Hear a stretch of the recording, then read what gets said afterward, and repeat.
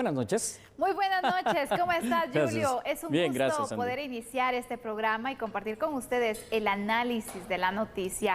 Por supuesto, estábamos esperando iniciar con nuestro primer tema. Julio, ¿cómo estás? Definitivamente bien, Sandy, aquí listos ya para el análisis en este su programa A la Medida. Y por supuesto, no podemos dejar de hablar en este primer tema de qué es lo que va a pasar, qué es lo que está pasando o cuál es la expectativa para reanudar y reactivar el transporte público extraurbano, Sandy. Vamos a iniciar con ese tema porque precisamente hay ciertas inconformidades, Julio, en cuanto a las sanciones que se establecen en ese protocolo de bioseguridad en el transporte extraurbano. Absolutamente cierto, así que iniciemos con el tema y déjeme presentarle estos datos para que iniciemos a contextualizar el mismo. Gracias, el Ministerio de Comunicaciones publicó, Sandy, el Acuerdo Ministerial 645-2020, el cual detalla el protocolo de circulación para el servicio público del transporte urbano. Y cuando lo investigamos, es un documento enorme, ¿no? Que en intenciones está muy lindo y ojalá se llegue a cumplir, pero que ya solo con lo enorme que es, yo dudo que esto vaya a ser una realidad.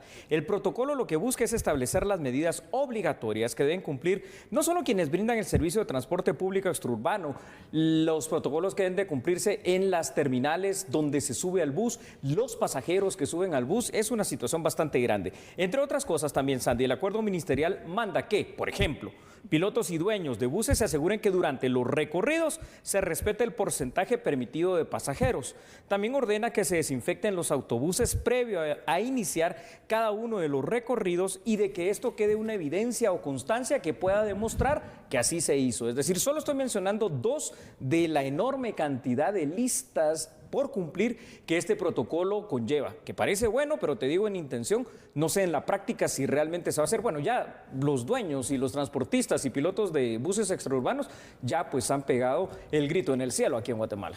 Efectivamente, Julio, especialmente con estas sanciones, ¿no? Pero claro, irnos entonces a este punto, porque obviamente las sanciones son por incumplimiento, pero obviamente ellos tienen que hacer todo lo posible por cumplir con cada uno de los puntos, la desinfección que sea constante, lo que tú nos señalabas también, el tema de la venta de comida no se va a poder realizar. No se va a poder realizar. Porque sabemos que obviamente en los buses extraurbanos hay personas que se suben en ciertos puntos para ofrecer la comida, que les ayuda por los transportistas a poder comercializar así el producto, pero que por seguridad no se puede realizar. Recordemos que estamos en medio de una pandemia. Es correcto, Sandy, y ya es bastante difícil y complicado ver que estas situaciones puedan ser una realidad. Como te digo, en cuanto a las intenciones que están plasmadas en el protocolo, me parece muy bueno, pero también cuando nos pusimos a revisar el tema de las sanciones, cuál es su base legal, es el mismo acuerdo ministerial. Terminan siendo unas sanciones con una base legal bastante débil, te diría yo, pero si quieres y me permites, conozcamos algunos de estos aspectos interesantes. Por supuesto, veamos entonces. Claro que sí. Véalo, por favor, allá con la ayuda de nuestra producción en pantalla. Muchísimas gracias. Y es que, Sandy, no cumplirse las disposiciones, las sanciones al piloto pueden llegar primero hasta la suspensión de su permiso para conducir este tipo de autobuses. También, fíjate, la empresa de transportes podría ser sancionada con la suspensión parcial de la licencia de transporte y la suspensión del bus infractor hasta por un periodo de 6 meses. Por ello, la reanudación del servicio de transporte extraurbano es un incierto, ya que los transportistas no están de acuerdo con esas medidas. También se está solicitando por los transportistas la autorización para aumentar el valor al pasaje. Habrá que esperar cuáles son los consensos a los que se logra llegar, Sandy. Efectivamente, ¿te has dado cuenta, Julio, que tanto en el transporte extraurbano como en el urbano también se han hecho las solicitudes de que se pueda aumentar el valor del pasaje? Estas solicitudes se han trasladado, por ejemplo, en el caso de Misco, en Misco se dijo que no se va a dar el aumento y en otras municipalidades pues también se ha planteado esta posibilidad de aumentar y obviamente la población no está de acuerdo. Ese va a ser el principal problema, Julio, de poder reactivar el transporte público. El principal problema de este consenso va a ser llegar precisamente a un consenso en el valor del transporte. A ver, pensemos lógicamente, ¿no? Es evidente que si el bus va a funcionar, digamos que hasta el 50% de su capacidad para estos municipios, como Guatemala, por supuesto, y casi todo nuestro departamento, que están en el semáforo en color rojo por la cantidad de contagios de COVID-19, Entonces, obviamente, van a necesitar un incremento al pasaje, al costo del transporte. Esto es lógico, pero ese incremento debe ser temporal. Pero ese incremento, además, Sandy, debe ser mesurado, porque al final de cuentas también, si no, van a terminar perdiendo esta situación en cuanto a la utilización por parte de los usuarios del transporte público urbano y extraurbano, en este caso extraurbano. ¿Por qué lo digo? Porque al final de cuentas, sea con lo que sea, como estamos, pues los ciudadanos guatemaltecos están transportándose a su trabajo, Sandy. Efectivamente, y es que a esto voy, Julio, porque obviamente en algunos casos se ha planteado duplicar el valor del pasaje y ese es el problema y por lo tanto, obviamente, cuando estás hablando que tienes que pagar el doble, es decir, lo del otro pasajero, si lo vemos así. No, hombre, qué terrible. Entonces, obviamente sabemos que muchos han sido golpeados en el tema económico y que obviamente al usuario le va a afectar también ese aumento desmedido. Fíjate, Sandy, solo por poner un ejemplo, en una ruta corta, muy corta, ahora son 17 kilómetros los que separan a la ciudad de Guatemala con el municipio de Villanueva. Ahí el pasaje en promedio cuesta 4 quetzales, ¿verdad? 4 quetzales para ir, 4 quetzales para venir. Pero la propuesta es que suba a 8. Entonces, en lugar de gastar 8 quetzales diarios, vas a gastar 16 quetzales al día. También sería de analizar por parte de todos en este consenso si el ciudadano guatemalteco, su bolsillo en estas condiciones económicas actuales va a poder soportar una carga impositiva para transportarse de ese nivel, ¿no?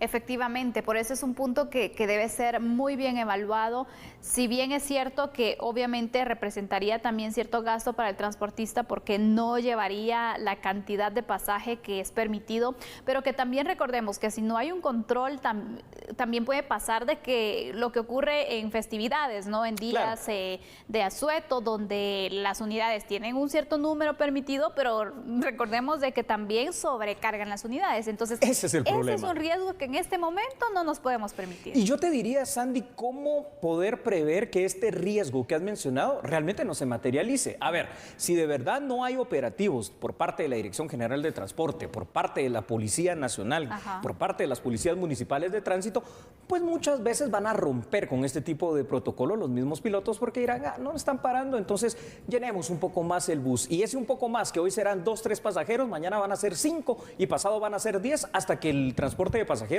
esté funcionando pues en su normalidad en una situación que es indicada en este momento. Solo por ponerte un ejemplo, en algunos lugares del interior de la República donde ya están funcionando el servicio, por ejemplo, de microbuses a lo interno de la ciudad de Quetzaltenango, pude ver unas imágenes en las cuales no hay ningún distanciamiento, están llenas todas las filas como si fuera todo antes y pre-COVID. Situación dramática, te diría yo. Definitivamente, Julio, y aparte de ello, recordemos las medidas que también se deben tomar en cuenta. La utilización de desinfectantes, puede ser alcohol en gel que pueden tener, también la temperatura, que obviamente es otra situación. Todas esas medidas que deben incorporarse, también es importante que se tomen en cuenta. Entonces, al final, ¿qué hacer, Julio? Porque en este momento te diría, no hay claridad de que finalmente el transporte pueda reactivarse, porque obviamente si no hay conformidad de parte de todos los sectores, en este caso de transportistas, del usuario, entonces, ¿cómo? Pues porque se tiene que dejar claro esto. Yo creo que hay que racionalizar ciertas cuestiones. Por ejemplo, solo una medida que sí no me parece, pues, es decir, la responsabilidad, Sandy, de cargar puesta la mascarilla, ¿de quién es? ¿Del piloto, del ayudante o tuya, por ejemplo, o mía? De cada persona. De cada persona. Entonces, imagínate que aquí está contemplado inclusive sanción para el piloto, sanción para la empresa si alguien no carga la mascarilla. Pero yo digo, esas cosas sí hay que cambiarlas, porque si bien yo puedo tener algún tipo de control, si mire, póngase la mascarilla, tampoco le puedo obligar al otro si no quiere hacerlo. Lo puedo bajar del autobús probablemente. Entonces, si se logran sentar nuevamente, consensuar esos puntos, determinarlos y facilitar al final de cuentas este protocolo, yo creo que lo que va a terminar es facilitándose el servicio, la comodidad, pero también la necesidad del transporte público extraurbano para los guatemaltecos. Efectivamente, porque sabemos que en este momento pues hay varias personas afectadas porque no existe también el transporte público y que es necesario ir buscando, pero también se convierte en un factor de riesgo y que obviamente en este momento la prioridad es la salud, pero también se necesita el traslado, pero que sea un traslado seguro, eso es lo que se está pidiendo. Es que no podemos hablar de reactivación económica, de reactivación laboral, si no ponemos a funcionar, pues obviamente el servicio de transporte público urbano y extraurbano, pero versus esa ventaja que puede ser el tener nuevamente este servicio, está la desventaja de que con la idiosincrasia guatemalteca, con la cultura que hay de hacer precisamente lo que nos dicen que no hagamos, que se cumplan estas restricciones, que se cumplan estas normas. Y creo que tú lo dijiste de una manera muy clara y concisa. Al final de cuentas termina siendo responsabilidad de cada quien, ¿verdad? Porque cada pasajero va a determinar, bueno, yo veo que este bus va muy lleno, pues mejor me espero que venga el otro y no me arriesgo en este autobús. Va a ser difícil. Por el momento, parece que todavía no se va a poder restablecer este transporte extraurbano. Esto es lo más lamentable. Va a estar complicado, Julio, porque a nivel personal no muchas personas han tomado conciencia de esta situación. Incluso hay quienes, no voy a decir la mayoría porque no es así, muchos se están cuidando, pero que no tienen pues el temor, ¿me entiendes? Claro, y no piensan que ya pasó.